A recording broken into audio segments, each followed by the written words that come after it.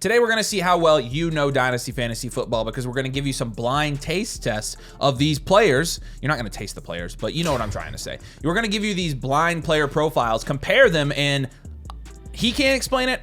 I can't explain it. I don't know if you can explain why these guys are being valued differently, but you're probably owning the wrong one if I had to guess. And I guarantee if you own one, you're going to be in the comments and you're going to be like, well, there's a good reason why I own this player. Okay, so we're going to find out right now. Let's start with example number one. We got these two wide receivers that I will not name. Wide receiver 1, wide receiver 2. Wide receiver number 1 was the wide receiver 23 last year in 2024 on a per game basis. He was the wide receiver 8 with 17.6 points per game. On the flip side, the second wide receiver here, he was the wide receiver 20, so finished 3 spots higher, but on a per game basis, 4 spots lower. He was 12th. Both were wide receiver 1s in points per game, and so that's pretty much the same production profile. One played more, had more total points. The other one, when he was on the field, averaged about 0.8 of a point more per game, which is really kind of marginal at that point, okay? From a target standpoint, which is important, they're both high target options. Wide receiver number 1 averaged 8.3 targets per game. Wide receiver number 2, 7.5 targets per game. So separated by less than 1 target. The receptions per game are separated by less than half a target, 5.7 and 5.2. And then when you're looking at their age, and you're talking about the 3-year outlook here in your dynasty leagues, wide receiver 1 is 26.2 years old, and wide receiver number 2 is 27.9 years old. And a lot of people will say, oh, 28 is way older than 26. No. It doesn't matter. Like truly, after playing Dynasty for this long, I can tell you that I'm not scared of a 28-year-old wide receiver. Okay, so these two wide receivers are pretty much the same production profile. They get pretty much the same amount of targets. They catch pretty much the same amount of receptions as well per game. And their ADP, this is kind of the kicker here, 23 versus 36. They're going a round and a half apart. But when you're talking about the opportunity cost of a second-round pick for wide receiver 1, wide receiver 1, again, is significantly more expensive. The difference in value between a second and a third-round pick in Dynasty Startups is monumental because, again, of the player you could get in the second round instead of drafting wide receiver number 1. Now, you may have guessed it at this point, and if you guessed it, I'm proud of you. If you guessed it, either one, I'm proud of you. But wide receiver 1 is Nico Collins, and we just came out of a draft where we took Nico Collins and felt legitimately awful about it. And we just felt like it was an ugly pick. And I think the reason that we felt like it was an ugly pick, we couldn't really verbalize it at the time, but I think really what it was that we knew that there were similar production profile players later in the draft that we could have gotten at a way cheaper price and spent our second-round pick in Dynasty Startups differently. We ended up drafting wide receiver number 2 in the 4th round, so 2 rounds later of our Dynasty Startup, $250 league, and wide receiver number 2 is A.J. Brown. Now, A.J. Brown my memory is bad at this point. Was it this offseason, at the beginning of this offseason, we were saying to sell A.J. Brown? That was December, right? It was in December because he was going at Nico Collins prices. We said his value was going to go down. It did go down, and then he became a buy. So it's kind of been a wild ride for A.J. Brown because these guys were pretty much valued the same. In fact, we traded A.J. Brown for Marvin Harrison Jr. plus a second. Yep. In one of our high stakes leagues. So that was during at the end of the season. And so A.J. Brown was going for a pretty fair price, and it was warranted because at the end of the season, A.J. Brown was pretty good, right? But these two were valued right next to each other, and, A.J. Brown ended up losing some value, which we figured he would just because naturally as you approach that 28, 29-year-old range, people just look at you differently and they kind of get scared of the age, which I'm telling you again, this is not the point of this video, but don't get scared of the age here. And I think the main argument that people will make for Nico Collins over A.J. Brown, because situationally, A.J. Brown just won a Super Bowl, right? But I think the argument that you're going to make, and I think it's a totally valid argument, is that, okay, A.J. Brown has Jalen Hurts and Saquon Barkley, and Nico Collins does not, and that makes a huge difference. And I would say to you, yeah, that's a totally valid argument, right? Because when you're looking at A.J. Brown in this last year compared to the previous 2 years, his production did drop off. Wide receiver 12 on a points per game basis was a little bit lower than it was. He was typically a top 8 wide receiver on a points per game basis in the 2 years before that. But my counter argument to that argument, which again is a valid argument, is that if A.J. Brown took that big of a hit this year and he's still producing at the same level as Nico Collins did, in an offense where Nico Collins really had less competition last year than he will this year. Obviously, the running back competition is nothing, But in terms of bringing in Jaden Higgins, bringing in Jalen Noel, they now have some other competent guys they can throw the ball to, whereas last year, Nico really was the only guy there that you felt good about that too, right? And so I think, you're looking at A.J. Brown and you're like, okay, this was worst case scenario last year from a fantasy production standpoint for A.J. Brown, and he still was producing the same as Nico. And again, it's really about the opportunity cost, right? Why select Nico in the second round when you can get A.J. Brown? And there are some, argument. Again, some people may say, okay, well, Nico's clearly higher upside. And to that, I would say, is he? I mean, A.J. Brown, you saw his points ceiling last year in full point PPR leagues was about 25 points. 25, 23, 23, 22, 22 were his best games.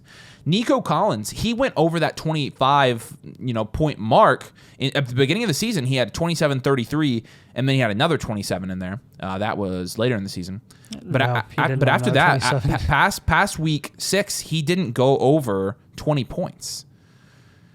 And so, look, I mean, again, a lot of people are going to make the age argument. I agree. I really, when it comes down to it, when you're splitting hairs this much to find differences between A.J. Brown and Nico Collins, I mean, you could also even make the argument that Nico has had a harder time staying on the field than A.J. Brown has over the last 2 years. Yeah, that's a huge thing. I mean, when you're talking about fantasy relevant games, like weeks where they're not sitting them at the very end in week 18, A.J. Brown has missed 3 games. He had that stint early in the season in 2024 where he missed some time. Nico has missed 7 games over the last 2 seasons that have been fantasy relevant games, and it's been the same injury.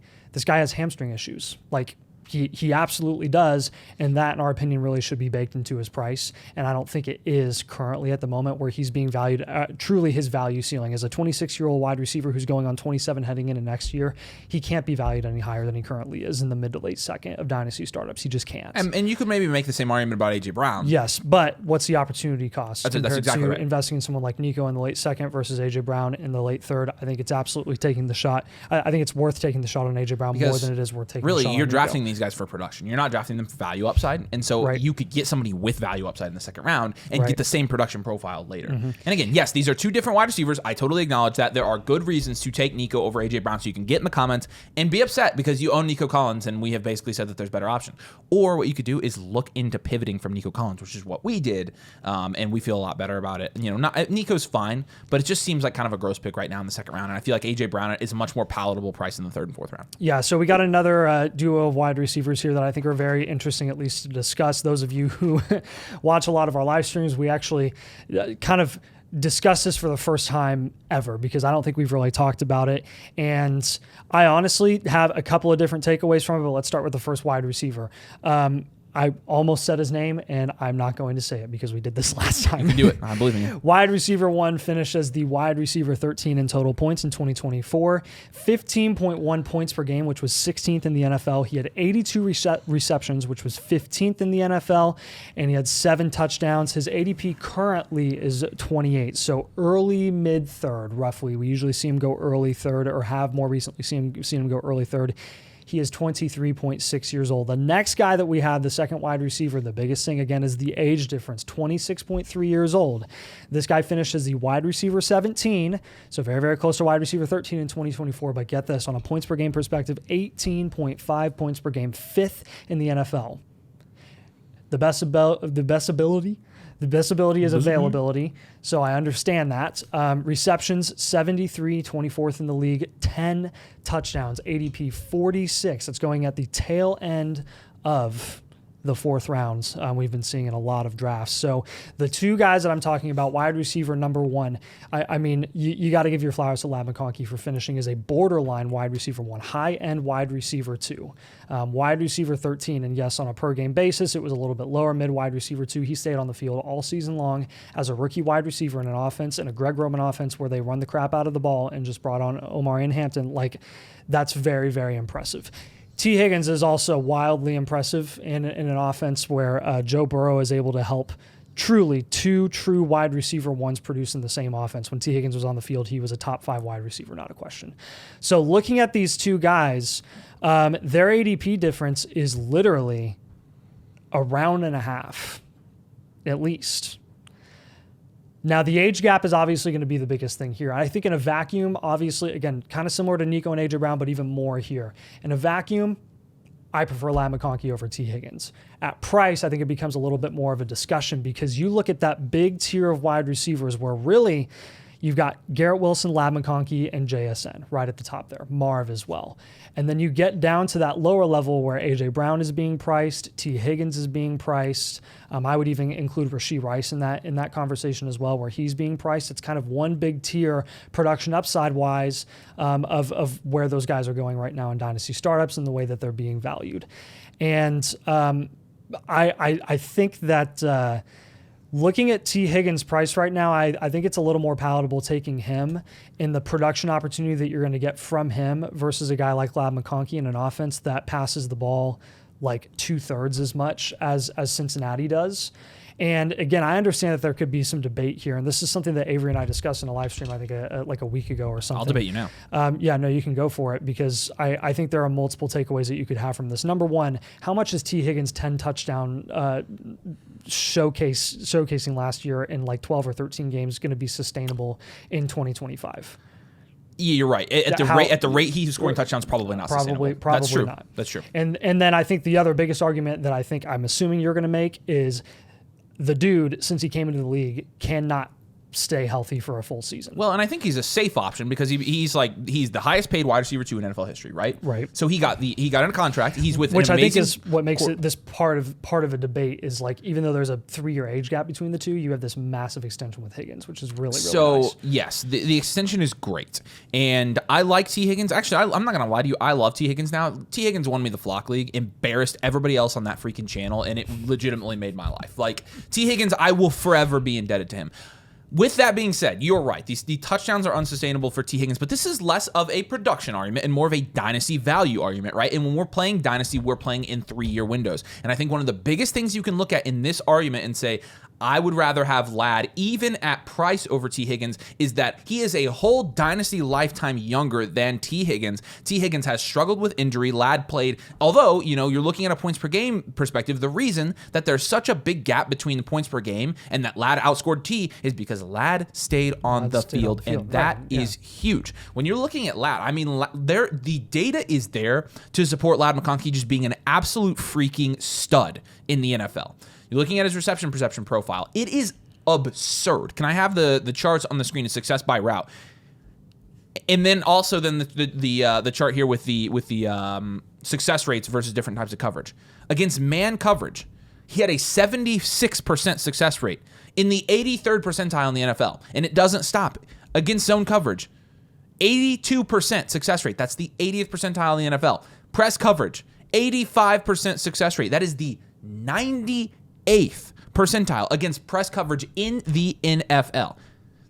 The sides doesn't matter. The alignment doesn't matter. He lined up in the slot according to reception perception here. 66% of his sampled snaps, 68% of them coming off the line of scrimmage.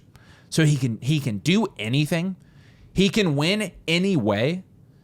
And situationally, I do understand the argument that first of all, I will say this. I don't think Justin Herbert is throwing the ball less than 30 times a game. He was at 29 last year. I don't think it drops below that. I get the argument, but they did, even with the Hampton pick. From a volume standpoint, they did run the ball a fair amount last year, right? Right. Yeah, I don't think they're going to run it any less this year with the Hampton pick. That's another side of the argument too. Is like, I was very curious to see, and again, every situation is going to be different. Like even from when Greg Roman started being an OC to now, their quarterback situation in San Fran with Jim Harbaugh and Colin Kaepernick versus now with Justin Herbert. I get that, but an interesting thing to highlight is I was curious to see if you have very high expectations for Omarion Hampton, which I think we both do for sure. Everyone in Dynasty does with his draft capital, his investment, his prospect profile, all of that stuff. I wanted to see what the wide receiver finishes were lined up against the running back finishes every single year that Greg Roman has been calling plays for San Fran, Baltimore, and the Chargers. You have had, I think, 3 instances, 3 or 4, we can pull up this graphic, where you've had a wide receiver 2 and a running back 2 produce together in the same season. The closest you got to a running back 1 producing in a season alongside a wide receiver 1 would have been 2012 with Michael Crabtree and Frank Gore, where Crabtree was a wide receiver 15 in PPR scoring and Frank Gore was the RB 10. The obvious caveat to this is that you didn't have Justin Herbert is not comparable to these other quarterbacks. He passes it more than Lamar ever has, and he's better than Colin Kaepernick, right? That being said, honestly, the running back finishes for all these guys, except for McCoy in 2016, weren't anything crazy. No, I think if anything, this is an indictment on Hampton. Really? Yep. Okay. Because when you're looking at these wide receivers on this list, no offense to Devin Duvernay, McConkey clears. No offense to Marquise Brown, McConkey clears him by a lot. The wide receiver that gets closest to McConkey would be Crabtree in the early 2010s. Exactly, and Crabtree was that's able where to he had do Gore at the tail end of his career. So that's again the closest. In my opinion, that's the most comparable situation here. But as you mentioned, the quarterback play in 2011 for San Francisco, as well as 2012, wasn't near what Justin Herbert could supply for the Chargers this year. Could, yes, correct. I think will. I mean, he's in a very good situation with a very good coach, and so you'll have to let us know in the comments. We won't harp on this too much. I would take Ladd at price. I see why Nathan would take T. Higgins at price. I think if you have a ton of value on a dynasty team, like an elite value team, there's no reason not to make this down tier because you already have. But Ladd is going to maintain his value. I'm pretty confident. Yeah, and I think that's the point. Is like Avery saying Avery doesn't dislike T. Higgins. That's not the argument here. He's a great value in dynasty. By the way, I don't dislike Ladd. By the way, Ladd is not a sell, but T. Higgins is a buy. Yeah, T. Higgins is a buy, guys. I mean, T. Higgins produced like he did last year and got the contract he did and didn't go up in price at all. I mean, in the fourth round, he's 26. He'll die on my roster. He will die on my roster for that price tied to Joe Burrow for the next 3 years. Tied to Joe Burrow. We're back to it. But it matters. It really does matter that he is with Joe Burrow for the next 3 years when you consider the nature of that offense and how much fantasy production can be divvied out there. So, Ladd versus T, I kind of know. I know, and again, I think Nathan makes a very well-merited argument here. I know you guys are going to agree with me on this, but I don't think he's incorrect in saying that if you do have the value to do it from a production standpoint, it makes perfect sense. I love Ladd McConkey. I can't get past the fact that I think he's a stud. Let's talk about quarterbacks here for a second. Quarterbacks are important, and these are quarterback ones, so these matter in 1 QB and Superflex leagues.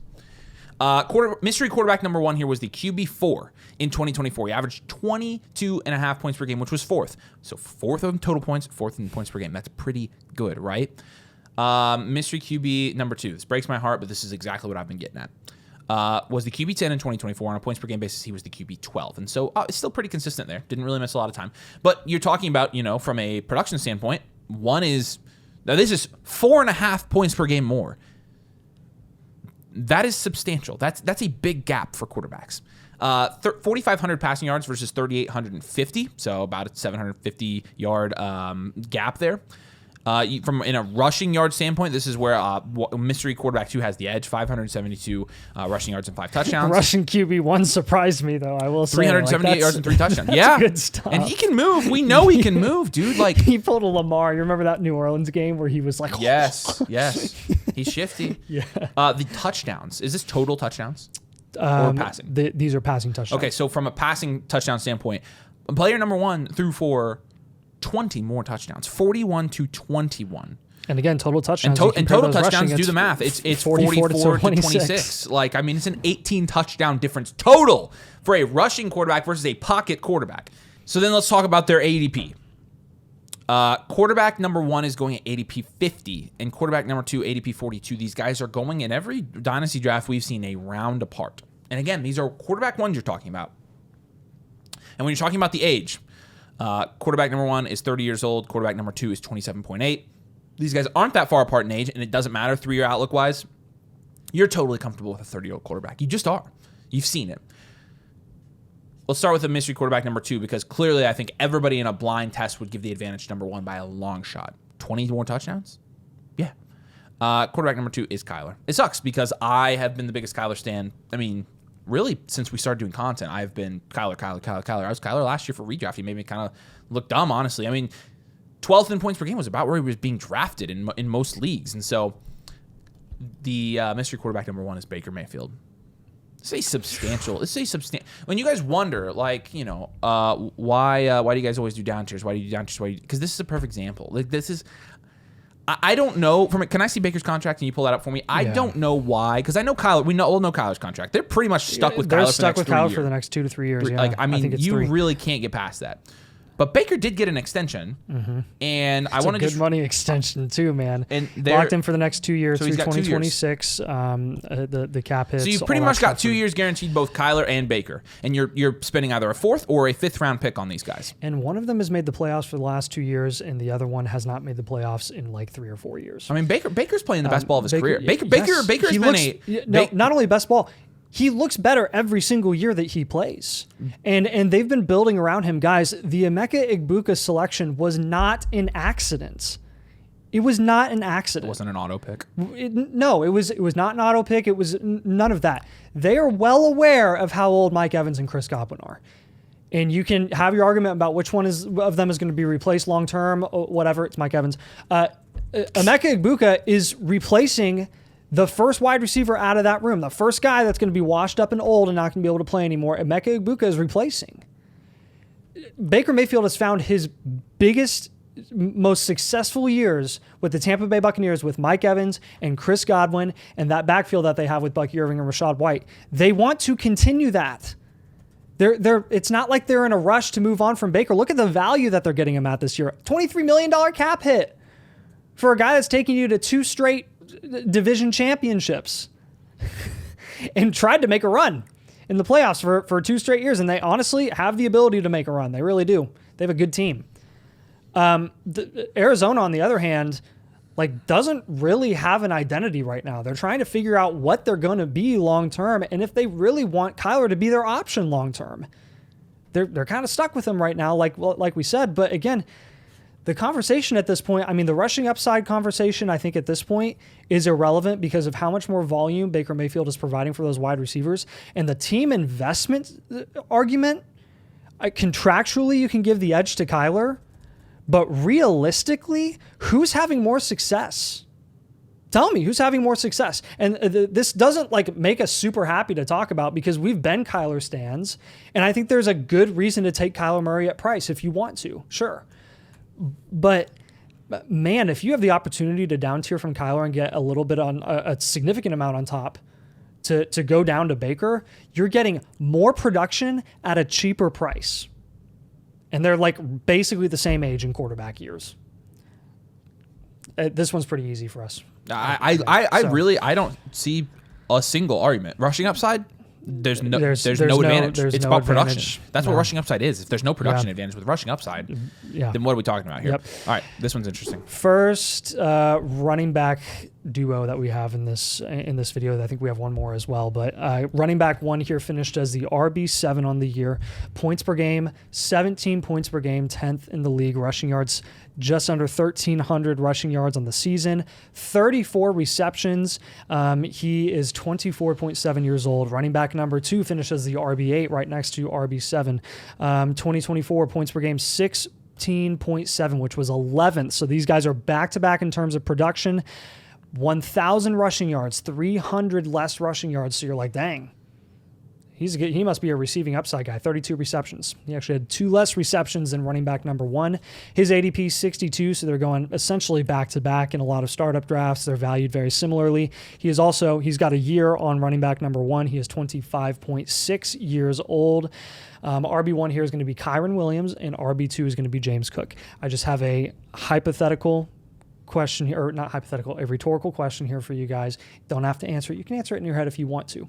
If you flipped draft capital and you gave Kyren 2nd round draft capital and you gave James Cook 5th round draft capital, how big would the gap be between them? It would be bigger. It would be around. Yeah, I can answer it for you, and you can say all you want. No, it wouldn't. No, it wouldn't. It doesn't matter at this point, guys. Each of you, maybe some of you who have played for a long time don't at this point, but 90% of Dynasty players, the draft capital never leaves the back of their head. Never does. It never does. And that can be a fault. Unless it's Bucky Irving. I'm going to give you 2 quotes from the last week from both of these running backs. Okay. Kyren Williams was quoted within the last week saying that he feels good about his extension and that he knows in time it's going to get done. James Cook was quoted in the last week saying, however it works out, it works out. Look, I know that some of this stuff is, coach speak, and, there was all that stuff with Jonathan. We lived the Jonathan Taylor stuff as Colts fans, and it was so ugly, and he got extended. But the Bills in my opinion, have pretty clearly shown that they don't have a desire to extend James Cook. The last article I saw on James Cook, when you search James Cook on like just news, Bills predicted to add 40 touchdown superstar running back as James Cook replacement in 2026. Most analysts, people who follow the team, are expecting James Cook to be replaced. And it's not that James Cook won't go somewhere else and be productive. It's not like James Cook's going to go work at McDonald's after this, right? Right. He's going to still be on the field. But the fact of the matter is, both of them are in really good situations, and one of them is in a much better spot to keep that situation long term. How often do running backs actually get extended after their rookie contract these days? How often does that happen? And it's going to with Kyren. Clip it, save it, bookmark it, do whatever you want. When Kyren Williams gets extended, you can come back to this video and be like, dang, they called it. He's getting extended. The Rams will extend him. I don't care if it's a receipt there. He will get extended. You can guarantee it. And when he does, his value is going to go up because a lot of the uncertainty with Kyren is the contract. Running back 17 points per game, 1,300 rushing yards. He had 34 receptions. What is there to be afraid about here? I'm not afraid. Are you afraid? I'm not. But really, the argument is against James Cook, and Yeah, and I do Cook want is great when I he's on do the want to field. highlight one positive with James Cook because we're going to get absolutely eviscerated if we don't recognize it. James Cook averaged last year 4.87 yards per carry, which was more than Kyren Williams at 4.1 yards per carry. James Cook had 200 carries. Kyren Williams had 316. One of them gets a butt ton of volume. The other one just doesn't. One of them had 18 touchdowns last year. The other one didn't. And we knew, what did we know about Kyren Williams heading into 2024? We said his touchdown, there was touchdown regression that was going to happen. Well, in volume on a regression. per game on a And per there game was volume basis, there regression, was right? volume regression, and there was touchdown regression on a per game basis, which affected because the year before he his played 12 production. games. And guess what? It resulted in a mid to low end running back one season for Kyren Williams. He really honestly he he regressed. didn't even miss a step. But he stayed healthy. didn't, and he stayed healthy. So I think, look, guys, if you want to bet on one guy, we're recommending that you bet on Kyren Williams because, in our opinion, he's in a better long-term situation where he's going to get paid. He is, and that's us calling a shot. He's going to get paid. All right, let's go on to our next matchup here. Two wide receivers. Mr. Wide Receiver number 1 was the wide receiver 46. He averaged 10 points per game, which was 50th in the league last year, so that's not good at all. Mr. Wide Receiver number 2 actually did have a good year. He was the wide receiver 16, so he's finished 30 spots higher than Mr. Wide Receiver number 1 and 14 points per game. So 4 more points per game, which was 26th in the league. The receptions, 98 versus 58. So wide receiver 2 had 40 more receptions, 4 more touchdowns, averaged 4 more points per game, and they're being drafted 4 spots apart. That was a bar. That was such a bar, man. The 4s just all flow together right there. I peaked. But they're a year and a half apart, and that makes no difference to us. Wide receiver 1 is Jalen Waddle. Wide receiver 2 is DJ Moore. There is literally zero. I get it, guys. I get that now they have Burden, and they already have Rome, and now they've got Loveland. I mean, and they have DeAndre Swift. I mean, we can throw him in there too. There you go. But he doesn't matter. I get it. The uncertainty around DJ Moore's situation and the fact that we're looking backwards for production in a year where Jalen Waddle had his worst year probably ever. But he's only continued to get, his production has only gone down. As somebody who was screaming at you to buy Jalen Waddle last season and was incorrect about it, we have to look in the mirror and ask ourselves, why were we wrong? Why are we wrong about this? The fact of the matter is, Waddle wasn't good at all last year. He just wasn't. He's not fantasy productive. He is a replacement level receiver in fantasy football. While DJ Moore, on the other hand, was, again, a wide receiver too. Now, do I expect DJ Moore to, here's my prediction for this year with the Bears. Because you could look at the Bears 1,000 different ways. I think Rome Odunze has a breakout year. And I think Rome Odunze and DJ Moore are both productive, but I think Rome Odunze gets the edge, and I think Colston Loveland also gets his own. I don't think Luther Burden is a production threat there immediately. He definitely will be a play on the field threat for sure for the Bears. He'll be a great playmaker. But even if you take DJ Moore's stats and you decrease them a significant amount, he's still outproducing Jalen Waddle. And so if you're a contending team, I get the argument if you want to make a market play and go get Waddle instead of Moore, because their values are maybe going in the opposite direction. But how much certainty can we actually say that Waddle's value is going to go up? How much certainty can we say that with at this point? I don't think you can. And so when you're looking at these two guys, especially if you're thinking about scoring any type of fantasy points in 2025, I think you have to give DJ Moore the edge. and they're going pretty much the exact same place. So again, this one's tougher because there's so much ambiguity with both these situations. Waddle obviously has had injuries to Tua. You've had Devon Achane come into that offense and score a ton of touchdowns. Tyreek was worse last year as well as Waddle. DJ Moore has as much target competition as anybody in the league now, but with a much better offense, I might say. So you decide in the comments. I think if I'm contending, I would take DJ Moore all day, every day, and twice on Sundays, but that's just me, and I think you can make a good argument. If you're a Waddle believer and you think he's going to go up in value, I just think that's way, way, way far away from a guarantee at this point. So this last comp of running backs, I honestly didn't think that I was going to write up, and here we are. So we've got running back number 1 who finishes the RB9 last season, 5th in points per game with 19 points per game, 950 rushing yards, 68 receptions, may have already given it away, ADP 110, that's 110, and he is 29.8 years old going on 30. Running back number 2, again, guys, this won't be a secret. Running back 4 finished 4th in points per game, 19.8 points per game, 1,900 rushing yards, the most rushing yards he's ever freaking had, and 19 receptions. ADP is 83. He's 31 years old. What relevant running back with that production profile is it going to be? It's going to be Derrick Henry, right? As running back 2. Running back 1 actually is Alvin Kamara. I mean, they're going multiple rounds apart right now.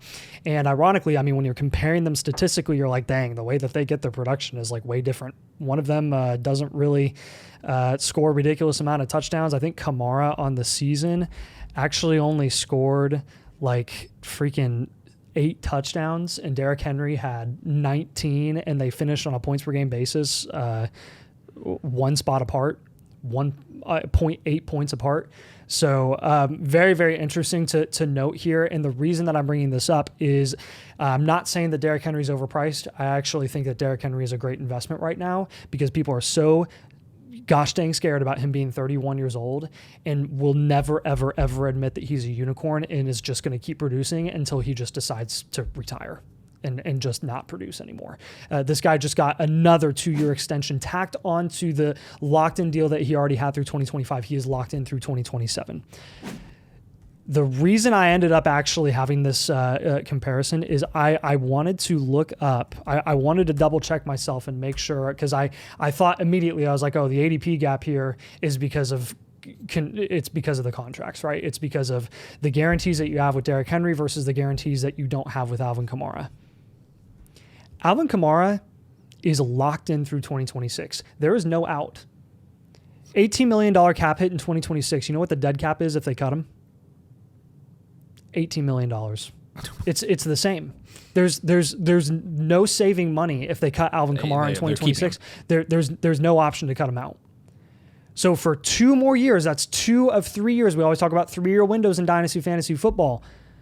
Unless Alvin Kamara just stops producing, which he looked better last year than he has for the last 2 to 3 seasons, you're getting him at a fraction of a price. I won't even say down tier from Derrick Henry to Alvin Kamara. That's not what I'm saying. What I'm telling you is, as much as we like Derrick Henry at price right now, you better be smashing Alvin Kamara at ADP 110. Absolutely smashing him there. Pause. Yeah, pause. Yeah, whatever. But that, not pause. Stop. End of the video. Just put a seal on it. Alvin Kamara and Derrick Henry, both great values in their own right. Alvin Kamara, go get him, please. He's locked in for 2 years. That's why we recommend Kamara as much as we recommend Henry. I mean, while Henry's the recent guy in the news, they're both great still. So I like these videos. I like doing these videos. I feel like if you like them, you should drop a like on the video. Make sure you're subscribed as well. Go to flockfantasy.com/domain. Nathan and I can take a look at your team, give you personalized advice, help you to make the trades that are actually going to win your dynasty leagues, rebuild your teams, get back into contention, and try to win money. So you can get a free team blueprint with the annual Mother Flockature with code DOMAIN. You're also going to get the trade calculator. You're going to get our rankings. You're going to get our exclusive Discord. You're going to get infinite blueprint, a new team review every month, and more. So you get all of that over on the Flock site. Like I said, you have to use code DOMAIN. Annual Mother Flockature will unlock all that for you. Your link's going to be in the pinned comment. We'd love to have you over there. We have these discussions all the time, but we appreciate you guys. Thanks for watching, and we'll catch you later.